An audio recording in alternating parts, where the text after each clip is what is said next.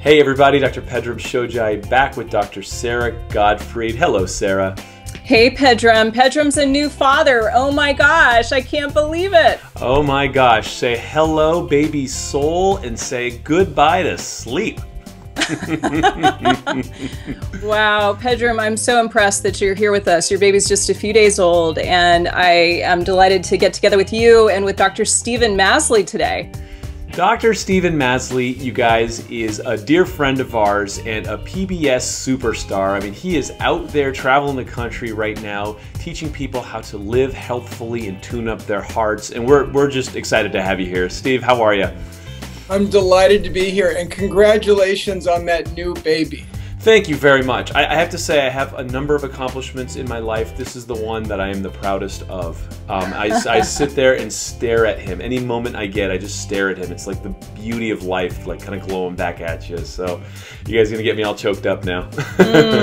Well, as it should be, as it should be. So I wanted to kick us off, if you're cool with that. I wanted to ask Stephen Masley, you know, you're quite famous for your book, The 30-Day Heart Tune-Up. You're famous for your 10 Years Younger book. And I want to start off with the why, because so many of the folks that listen to us on our #1 health-rated iTunes podcast, at least some days of the week, are young. And I want to start with the why, because when you're in your 20s or your 30s and you hear about the heart, you know, you just start to zone out. And so let's start with the why. Well, the why is to restore people's vitality. Even people in their 20s and 30s are forgetting how terrific they could feel. Their energy's off. They're tired more than they should be, and they forgot what it was like to feel awesome every day. So if you're not caring for your heart, it means you're not caring for your circulation. Without circulation, you can't have awesome vitality. So the why, if you want to feel full of vitality, feel fantastic every day, you have to nourish your circulation, which, by the way, will just happen to prevent heart disease. That's not a bad thing, but the quality of your life will be greatly improved.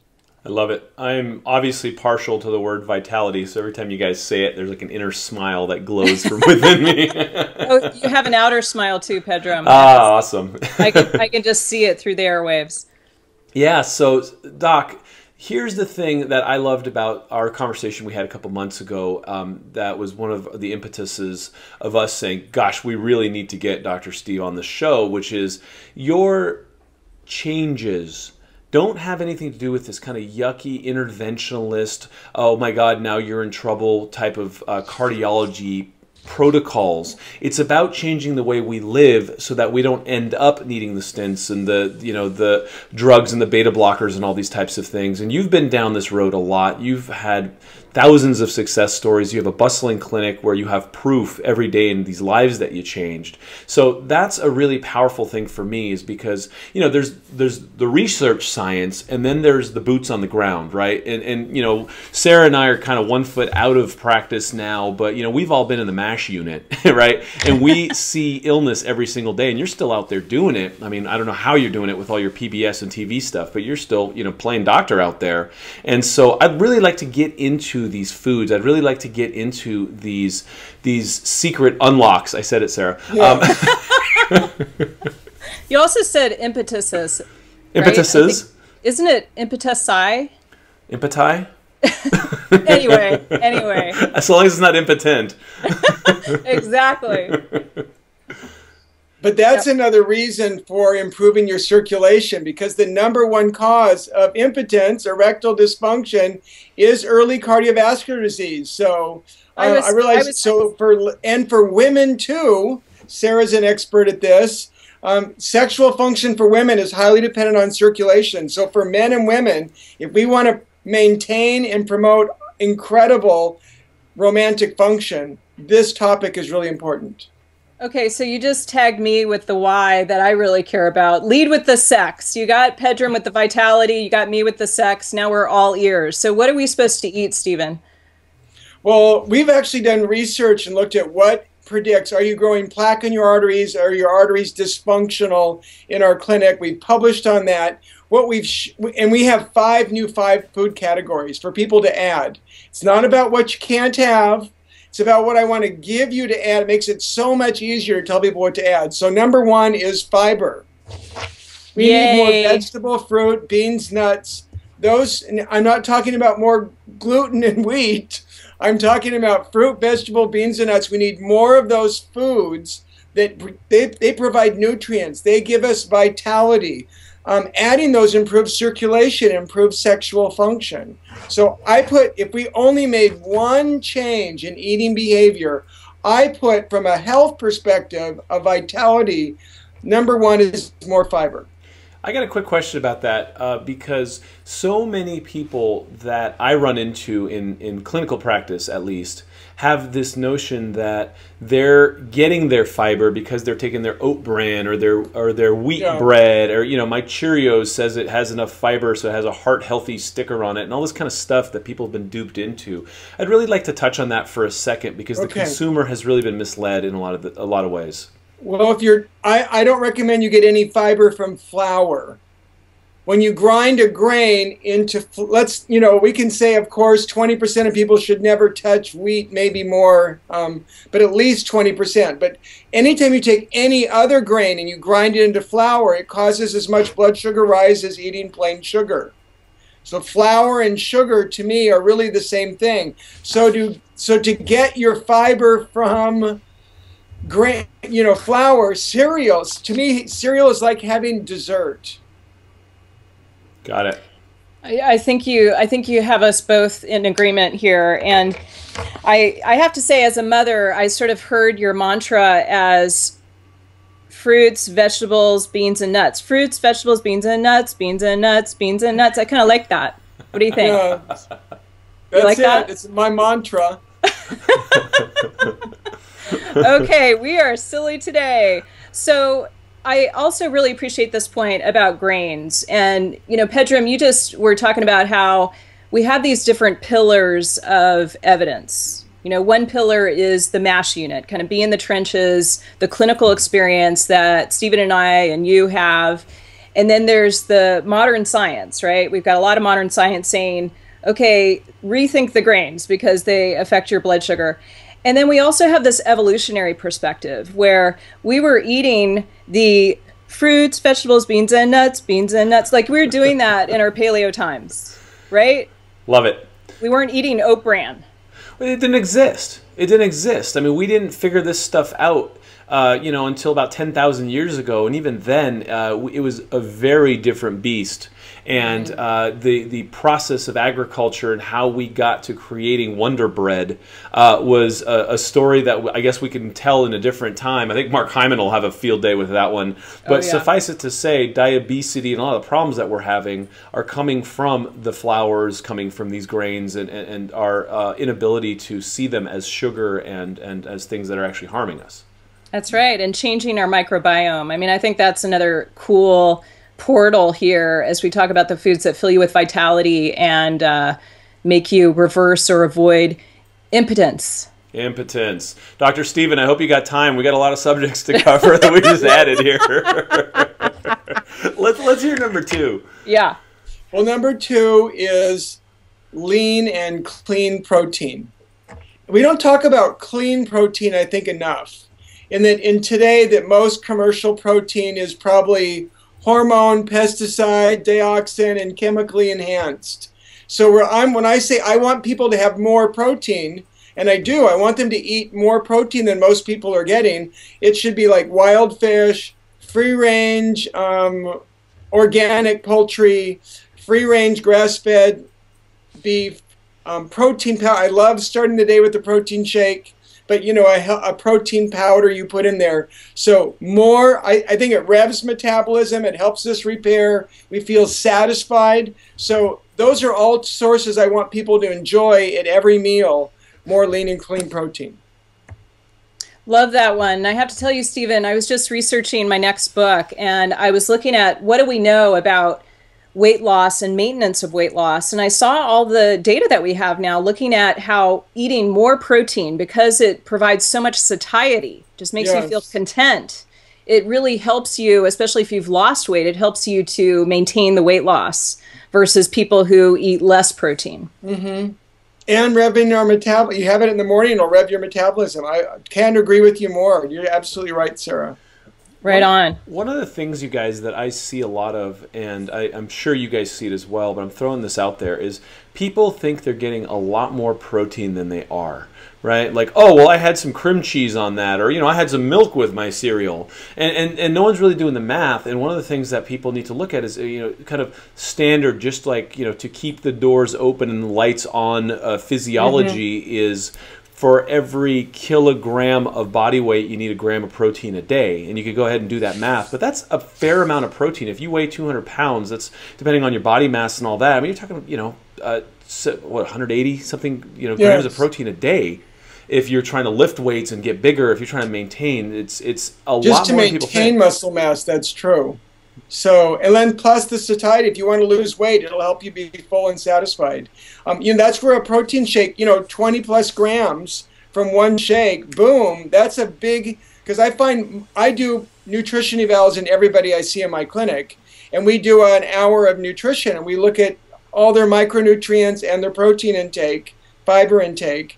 Almost all of them are 20 grams shy in protein, and a shake makes a huge difference. I actually like that a lot too, because one of the things that, and I know there's a listener out there right now that's saying, God, you know how much that's going to cost? Right? That grass-fed stuff is not that cheap. And we're on a mission here to create a new world where grass-fed can become cheaper because of economies of scale and all that, and change it all. But, that ain't happening by tomorrow. So a lot of these protein shakes can really help supplement that. It can. Protein shakes, and, another idea here. Last night I had a new recipe I've been working on, and they were paleo salmon cakes, kind of cooked in some ghee. And I made it from Trader Joe's wild Alaskan salmon. So there are ways to get this clean, wild caught fish. There's ways to do it that don't break the bank. Love it. Sarah, let's, wherever you have that, let's get some of those things posted to help our listeners, because, at the end of the day, it's only as good as you can do it. So let's get some practical stuff out there as well. Right on. So everybody go to healthbridgeshow.com, healthbridgeshow.com. We will send you some recipes, and we'll send you some recipes for protein smoothies in the morning. I think that's a great idea too. Awesome. And by the way, we started doing transcripts of the shows, so we'll have them there as well. So if you missed anything, or you said, what did they say? Go over there and get it, and you don't have to scramble to take notes in your car. Drive safe. That's right. Okay, Stephen, number 3. Healthy fat. Yay. More healthy fat. The low-fat diet, I think we've almost totally annihilated it now with all the recent research. Wait, how is it that we haven't totally annihilated it? Well, there's still some genetic testing out there that might say a small subset of people, maybe 20%, do better with the lower fat. But I'm not talking the extra low fat that people were trying. We're probably talking modest low fat, but most people benefit by more healthy fat. And I'm talking in particular, my favorite fats would be avocado oil, nut oils, seafood, those sort of fatty foods. And for people without heart disease, I like coconut milk and coconut products as well for the average person out there. I think those are great sources of healthy fat. Fantastic. So you're basically saying MUFAs for everybody, like the avocado and certain nuts. Avocado, olive oil, nuts. Everybody should be eating a diet plan. And your food tastes better. It's delicious when you use, herbs and olive oil. I mean, it's awesome. That's Avocados true. are great. Nuts are an excellent snack. Rather than eating sugar or grains or something else, nuts are like our best snack to have 1 or 2 handfuls every day.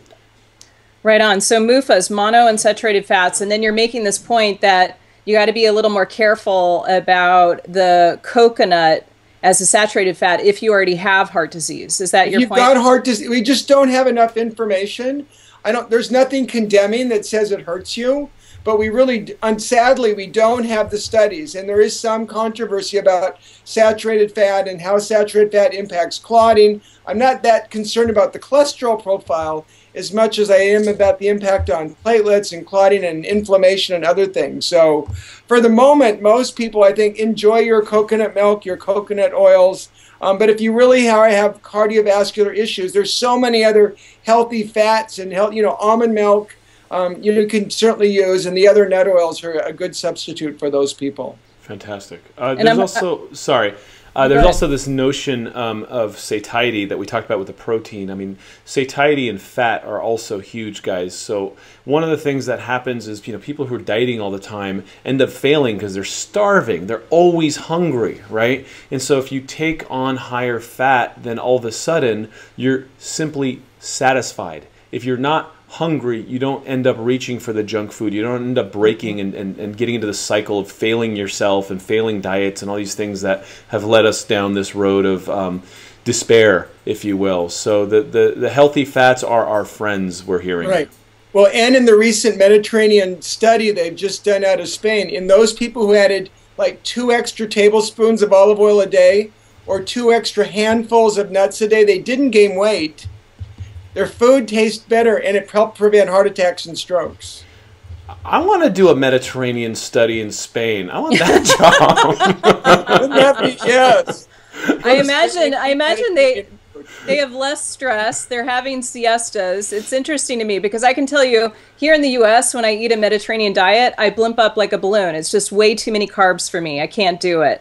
So there's also this individual variability that I think is so important. You raised it when you were talking about low fat and how there's some people who have the genes that do better with, not the extreme low fat, but a lower fat version of, say, the Mediterranean diet. So what about number 4? There's just as many people with the low carb gene who need less carbs. Yeah, that would be me. This is a point, before we jump into number 4, I really want to get both your guys' perspective on this, because I got 2 genius MDs here. The future of medicine and genetic testing, I want to hear just quickly what your guys' opinion on this is, because individualized medicine seems so cool and sexy, and all this like one-size-fits-all stuff, it seems to kind of be running over a certain subset of the population. So do you guys see this getting better and better and becoming kind of an integral part of medicine?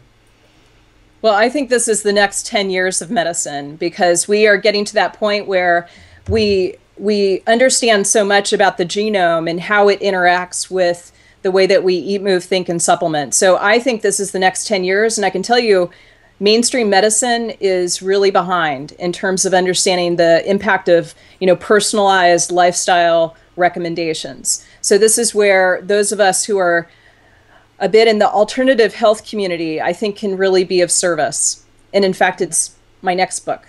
Yay. Yay. Well, I mean, I totally agree with what Sarah just said.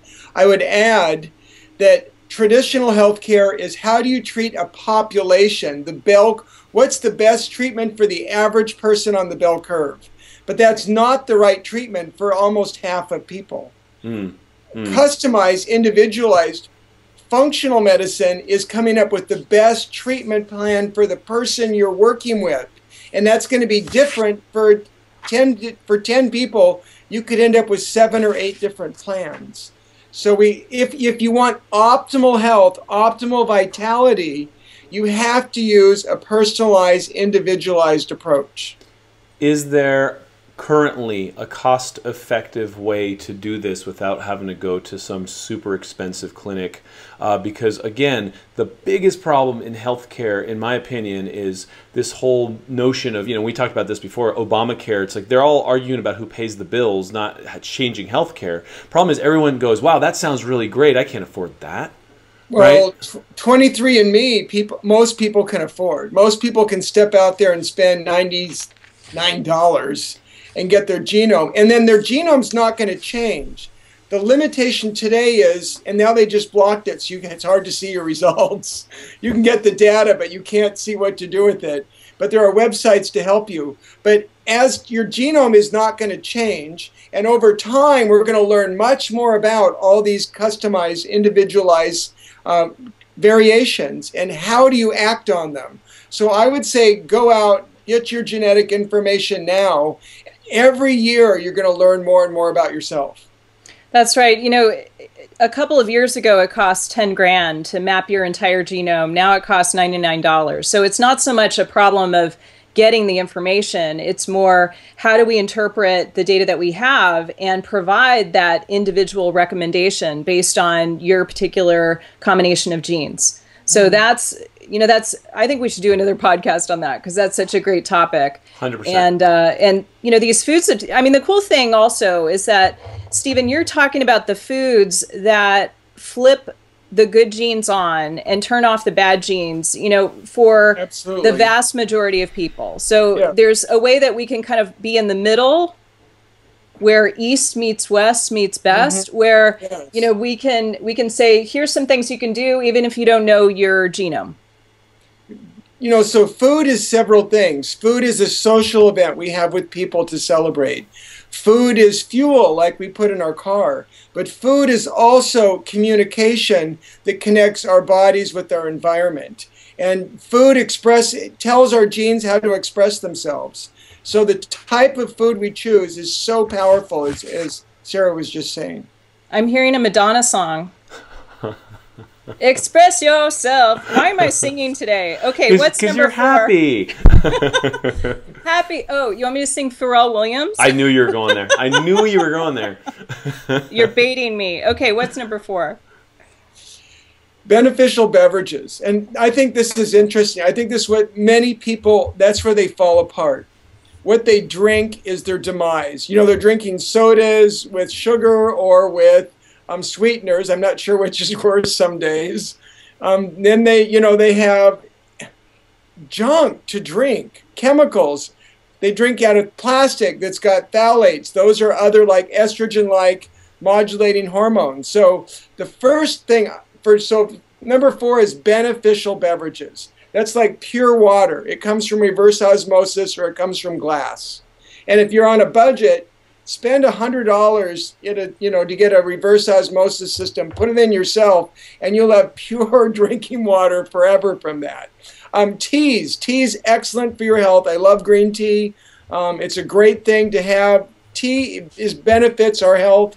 I'm still okay with 1 or 2 cups of coffee a day. I am addicted. I love my coffee in the morning. And I think there's actually benefits to that pigment. But if you like tea, tea is better than coffee. I love a protein smoothie in the day, as we've talked about. You add some protein, you add some fiber, down she goes. Takes me 2 minutes. It's awesome. I do like a glass of red wine with dinner. I would say 1 glass of red wine is going to improve stress. It helps with blood sugar control. It enhances digestion. It actually improves our insulin sensitivity at 1. And then it also, improves your cholesterol lipid profile. And then if red wine is my favorite, so you're going to have, antioxidant protection, decreased clotting. The challenge is, how much can you drink? I mean, that is the biggest challenge. In medicine, we talk about these U-shaped, J-shaped curves. In other words, a little bit is better than none for your health, but 2 servings a day is no benefit. And when we get to 3 or 4 servings a day, who are we kidding? That's insane. Yeah, Pedram likes to say the math just doesn't add up when you start to get the dose too high. Yeah, and that challenge you talked about, I took that challenge in college, and trust me, I could drink a lot. and I think that you just got yourself eternally invited back to this show by allowing the red wine for Sarah. Sarah's like, Stephen, whatever you say, I'm in. Yeah, well, this is an important point. This is an important point. Is that Buster or Sunshine? That's Sunshine. She's the vocal one. Buster's the idiot who just chases her around thinking he's going to, participate. Gotcha. Okay. So, Stephen, what I love about your tips that you've given us is that you're saying we can still have a sensual life. Like, we can still really enjoy the food that we're eating. We can have that social connection, rock our oxytocin, and it can still be the right information for our DNA. So I really appreciate that. You're letting us have the red wine. I'm imagining number 3 with the healthy fats. I could have some dark chocolate, especially the extra dark chocolate. Dark chocolate's coming up in group 5. Oh, spoiler alert. It's not that you can. It's a requirement. It's an absolute. Yes. We're saving the best for last. This is such a chick-friendly diet. Oh, my God. Well, I didn't mean to, give away on here. Yeah, sorry about that. But please, go ahead. Number 5. Fabulous flavors. Yes. Now, you have to think, why is the brain attracted to flavor? It's because we have a biochemical affinity for it, and these spices and flavors like dark chocolate, like Italian, or when you have marinara sauce simmering in the kitchen, the house smells fantastic. Everyone's drooling because we have an affinity for it. So these herbs and spices, they are anti-inflammatory, they're anti-aging, they're some of the most potent, powerful nutrients in our diet. So we need more flavor from spices and herbs and chili spices and curry spices. And then for my patients, I require they have to have 1 ounce of dark chocolate, 28 grams every day. Right on. 70%, 70% cocoa, or it does this, half sugar, that doesn't count. That's candy. So we're not talking milk chocolate. It's got to be dark. I go for at least 70%. And then that goes with cocoa too. You could throw that in kind of as a beverage. For your circulation, they've shown if you have a cup of cocoa a day, it improves your blood pressure almost as much as taking a drug. But if you add sugar to the cocoa, it had no benefit. It's very interesting. It is very interesting. And I love this one. There's also data showing that when you have 40 grams of dark chocolate a day, that it lowers your cortisol level. So there's so many reasons to get your chocolate in and to be sensual. So yeah, so more, but I'm a physician, a nutritionist, and a chef. So I'm thinking flavor. Well, what's the medical part? What's the nutritional part? All of them are important, and we need, it's just so essential that your food tastes. And then so that's why I write recipes. I've got my book, and I put recipes in it for a good reason. I want, your food to taste delicious. It's got to be easy to prepare. As Pedram's pointed out, you have to be able to find the ingredients at a local grocery store without going broke.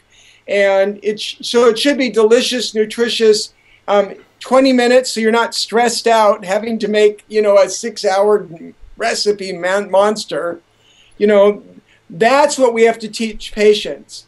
How do you make food that's easy to prepare, delicious, and nourishes your body and soul? When we can do that, then most of the hospitals we can close down. Oh man, people are going to come after you. I want to stop and say, okay, you guys, this sounds so avant-garde, right? We have a physician, nutritionist, and chef. What a renaissance man. And I want to commend you because you are a renaissance man, but you are also a throwback to the physicians of old. And I want to honor the fact that you've brought back some of the ancient traditions. You look at Ayurveda and you look at Chinese medicine, the culinary traditions were mixed with their medicinal traditions. I remember there's an Ayurvedic practitioner. There's an Indian restaurant in Los Angeles that was famous where you go in there and the guy would say, well, how do you feel? And he'd take your pulse and he'd just go back there and cook you a meal based on where your signature was, right? And it was this real sophistication. Avicenna, I mean, the founders of our allopathic medical schools and our Eastern schools all used food as medicine. And so what you're talking about here is really kind of bringing that sanity back to the profession. Ditto. So, okay, we love you. I know I'm preaching to the choir here, but it's really time. It is time. It is time. And I want to honor you too, Stephen. So for folks who want to learn more, I'm going to do a little sexy librarian moment here where I recap. For folks who want to learn more, they can get your book, 30-Day Heart Tune-Up. 30-Day Heart Tune-Up. They can go to Amazon. They can get your book. And how else can they learn from you? Can you mention your website? They can mention the website, hearttuneup.com. And I've got like 6 I even have a video cooking demo for a free, we've got a series of 6 training videos. And one of those is join me in my kitchen and I'll show you one of my favorite recipes. Oh, nice. Okay, Pedram and I are going to catch a plane and come enjoy that ragu that you're making. So who's ready for a recap?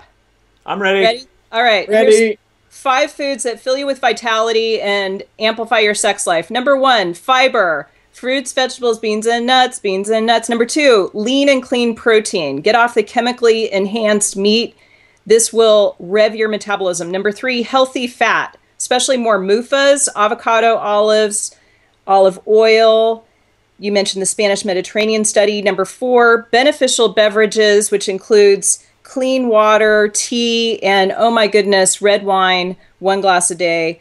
Number 5, fabulous flavors, including the extra dark chocolate, spices, herbs, and chili. How did I do? Knocked it out of the Incredible. park. That's why we love her. One of the many reasons. So, Dr. Stephen Masley, The Heart Tune-Up or HeartTuneUp.com? The Heart Tune-Up. TheHeartTuneUp.com. You guys will have Oh, for the website. Yeah, just yeah. Heart Tune-Up. Heart Tune-Up. Okay, yeah. Website is hearttuneup.com. Got it. HeartTuneUp.com. We will have the transcripts of this show at HealthBridge Show. Oh, wow, I suck. HealthBridge Show. Pedram, you haven't been sleeping, darling. Yeah, you guys, excuse the sleep-deprived new father. Yeah. You get a very wide berth. Healthbridgeshow.com. Healthbridgeshow.com. Awesome to see you. Keep doing what you're doing. You're a hero, and any way we can support you, we'd love to.